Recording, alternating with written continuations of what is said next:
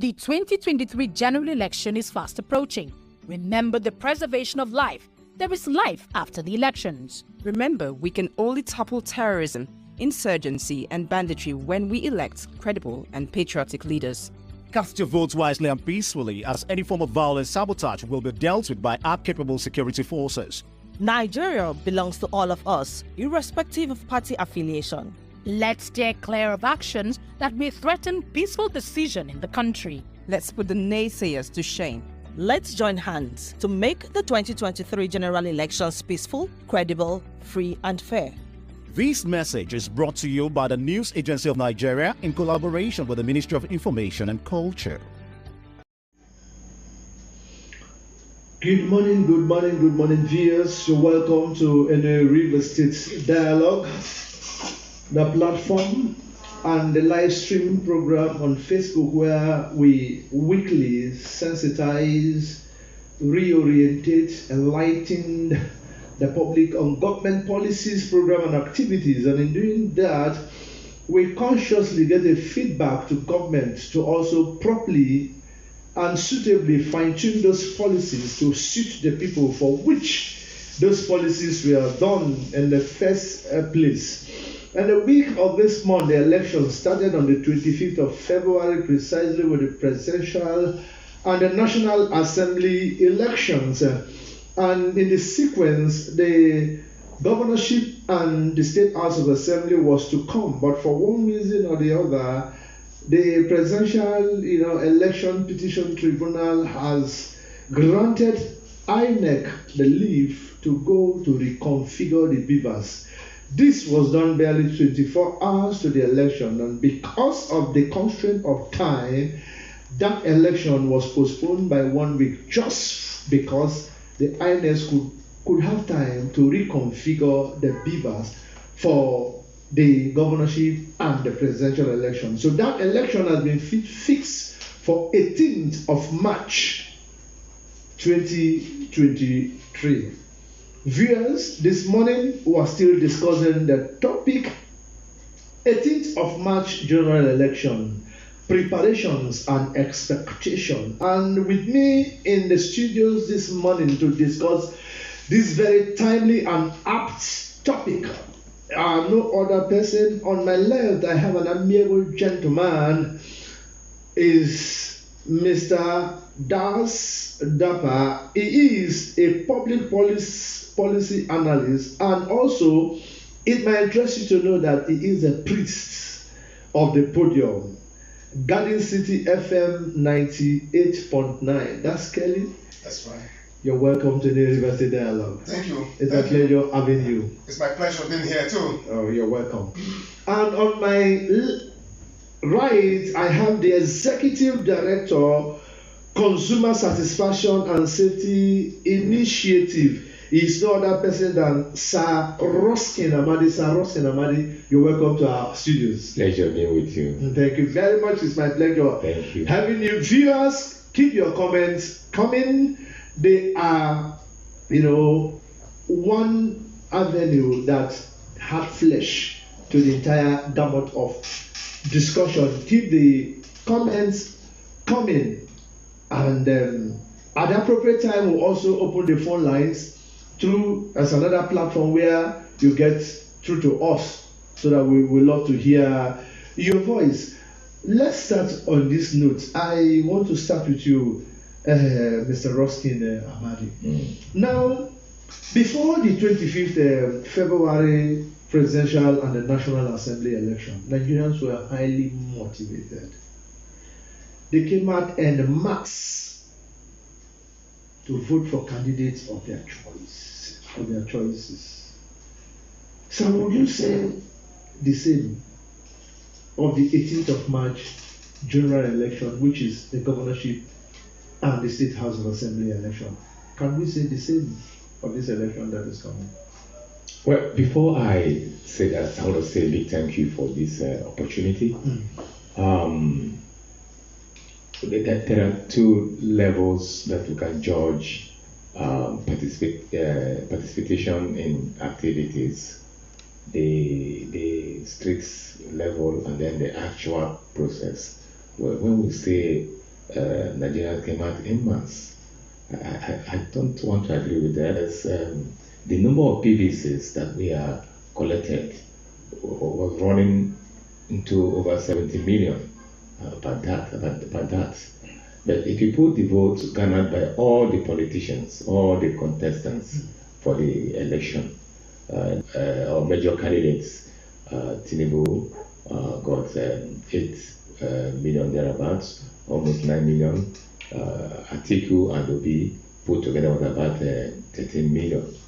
So give and take, let's be at the up level, it's about 24 million. It was more of street talk than actual action.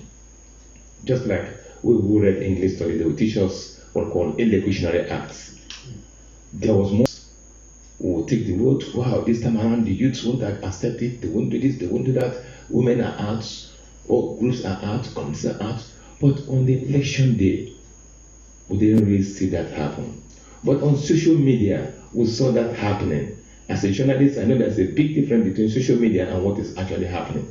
So, be that as it may, actually Nigerians turned out for the election, but not to the expectation that we are given the heat that the whole thing. If nothing is done, I'm seeing a situation where the number will even drop. But the only thing that may help us to see that there will be an increase should be the fact that the governorship election and assembly elections, state assemblies, are more closer to the people. So I want to believe that and pray that it happens so that will ginger more persons to participate.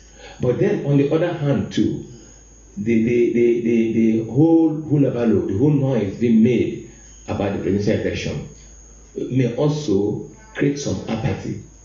But give and take, I'm seeing more participation in that. Sir, if more persons from your response, Yes. meaning that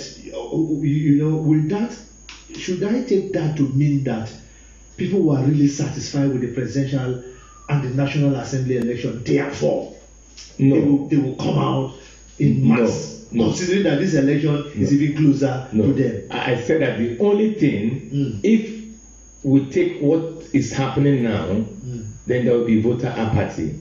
But the only thing that may work down that voter apathy is the fact that parties will mobilize more, because this one is more closer to us.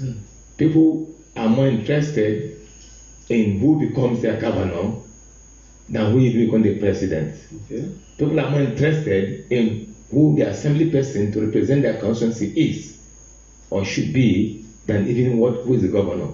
So if not, like we had in the previous system, where the state assembly and governorship comes first, assuming things like that, I would have thought that there will be a drop seriously in the national election. But because it's reversed now, so that is the only ingredient that may make people to come out more. Otherwise, we'll have had lesser turnouts. Okay, that's early. Let me just still take you on this.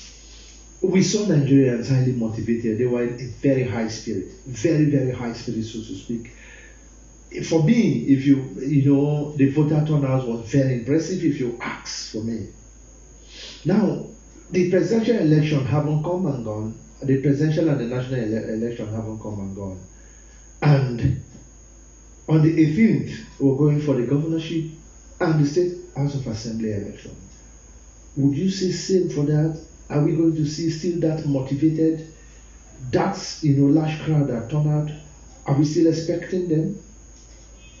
Thank you very much. Yeah. For me, you will see that there was a whole lot of expectation, right? Because we wanted a new Nigeria, right? After 8 years of our system being bastardized by the systemic corruption, all that we had in the land, it became a situation where for every Nigerian, this was a time, right, to change or to have the Nigeria of our dream. And that dream, or the instrument, was our voters' card, right? And we came out on the 25th of February to perform with high expectations. And then all of a sudden, INEC dashed that hope. If INEC dashed the hope of Nigerians, and it's everywhere. If you go through all through social history or economic, social history, even what you call social media and all that, you find out that the hope of Nigerians have been dashed. That's not what we expected. We were hoping for a new Nigeria, wanted a change, a dimensional shift, and all of a sudden that didn't happen. For me, that has sufficiently dampened the spirit of Nigerians, right? And then you find out that come 18th, that's that zeal that we had initially that have been dampened, and that's why INEC has a whole lot of work to do, if you ask me, right, to be able to build that spirit. Now they have killed that Nigerian spirit, because if you go through time, you find out that there comes a time when you have to take a decision yourself, when the people must rise. It was the people's movement. It was a time for Nigerians to come out on their own. They came out believing that. It wasn't like they were directed. It was a function of each one, wherever he was at any point in Nigeria, carrying that zeal that, look, this time we are going to vote to change and have the Nigeria of our dream, and that did not happen.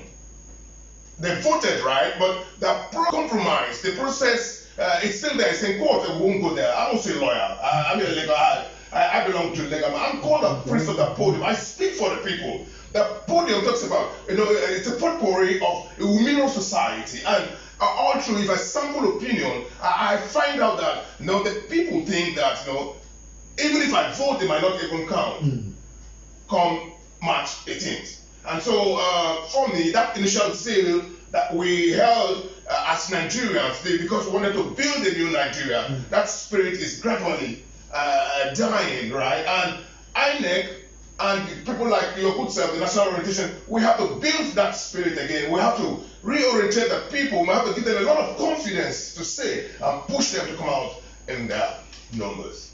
Yeah, thank you for that. We need to mention what, short of your satisfaction here and there, but we're encouraging you as a patriotic Nigerian. It's your civic responsibility. It said, where good men, say aloof, then you're giving, the opportunity for idiots, and nincompoops to take over the affairs and activities of government. And in that case, you don't have anything to complain of. So we are encouraging you there. As a citizen of Nigeria, your vote is your voice. No matter RUSKIN and AMADI. Now, looking back at the 25th February 2023 general elections, would you say we are going into another election? Would you say INEC is really prepared? Because we're talking about preparation and expectation here. Would you say that INEC is indeed prepared to do the job? Let me start with you. Yes. We'll have our turns. It's for me, it's tripartite in approach. And it will be a failure on my own part to just jump to calculations. One, there's one thing to say that they are not prepared. There's another thing to say they may have made mistakes. It's also another thing to say that the system may have caused them some errors or make them to make mistakes. Now, until you put all this together, it will be too hasty to say, oh, you're not prepared. They were prepared. Money was spent. Which amount of money was spent? But just maybe the way Woloshenka wrote, here nothing works. Meaning like in Nigeria, nothing works. Something happened. Either somebody somewhere did something, or a group of people did something. That could be the politicians themselves. They may have done something to despoil the system, probably giving this and that to people who are supposed to do what they ought to have done, and they didn't do it. That does not mean that INEC is not prepared. What it means there, or what it translates, is that Nigerians behave like Nigerians in quotes, not doing what they ought to do. Otherwise, I don't see how the Beavers machine will not work. Okay, what happened? I think that there should be, when the new president is sworn in, or even the present president, it's even the president now that should do it, there should be a high-powered committee or a high-powered body to look into what actually happened. Because if you say they're not prepared, how come that amount of money was spent? And you have telling us we are prepared. So we have to find out, is it that somebody or group of people deliberately did something? And like I said earlier on, that group of people could be the politicians themselves, the political parties. They could of course do something. Which amount of money can make someone to do something that they don't want to do? Or is it that ANEL deliberately did what they did for whose benefit? Or is it that it's a failure that is technical in nature? They said they're going to transmit these results. That was not done. Then what happened? Until we know what happened, we cannot bring out somebody's neck. Now, sir, let me call your attention. On that fateful day, 2 elections were conducted. We have the presidential election and we have the National Assembly election. But when we talk about the beavers and lack of transmission of the result from the unit, nobody is actually complaining about the National Assembly elections. Seemingly, the National Assembly election was a success, and everything. But the presidency was the issue there. So how can one beavers transmit for the National Assembly election and then the same beavers will not transmit for the presidential election? Because I see you're trying to balance it. That is, you can't say INEC did not succeed outrightly. There are a lot of factors. So I want you to put this into consideration. The one beaver that was responsible for transmitting the National Assembly results did that, but the same beaver that was responsible for transmitting the presidential election result never did that. How? Yes, when it comes to judgment, for instance, or we are assessing something, okay, I was taught that you are going against the law of being truthful when you act with inadequate information. So that's why I am still insisting. I said, what you just asked me now is a proof that there should be a high-powered commission to look into what happened. Was it accidental that the presidential one could not be transmitted, for instance, but the other one was transmitted? But to say that the talk is more on the presidency, yes, because, for instance, I am from Obiakona, okay, constituency, all right. So if there's any talk about the election, it will be within that cycle, within that nexus, all right. But if the thing affects all of us, then there will be more outpour of talk. It's not that the Senate and the House of Reps own that they were okay. No, people are still complaining. In many quarters. In comparison. Because the one is higher in hierarchy. So there should be, so that the life is about making progress. Life is about succeeding. All right. Now, the other election, the past ones, it was the what was it called now? The machine at that time. It didn't work.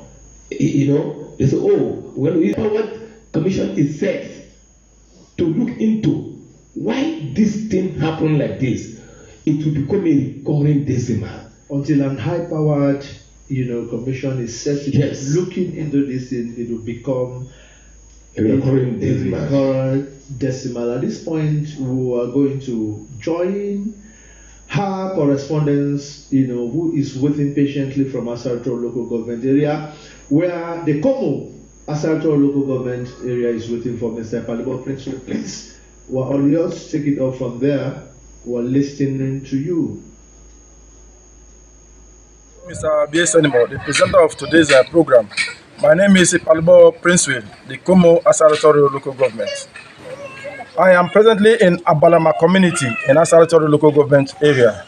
With me here is Chief B.O. Orishi by my right, and by my left is Mr. Willu Ufort. Gentlemen, today we are talking about the forthcoming election, preparation and expectation. Chief, first to you. Very much. My name is Chief B.O. Oruchi. We are preparing for the forthcoming governorship election here in Rivers State. We are all willing to come out to cast our votes to make sure our vote counts. And also, as well as a people, we are also expecting INEC to do the right thing by following the electoral guidelines. So for people votes to count, not in a case where the beavers machines are not working, there are no adequate securities, where you see hoodlums to come and cut away materials after accreditations. So these issues have to be taken seriously so that in the forthcoming governorship elections, we are going to record free and fair, credible elections in Rivers State.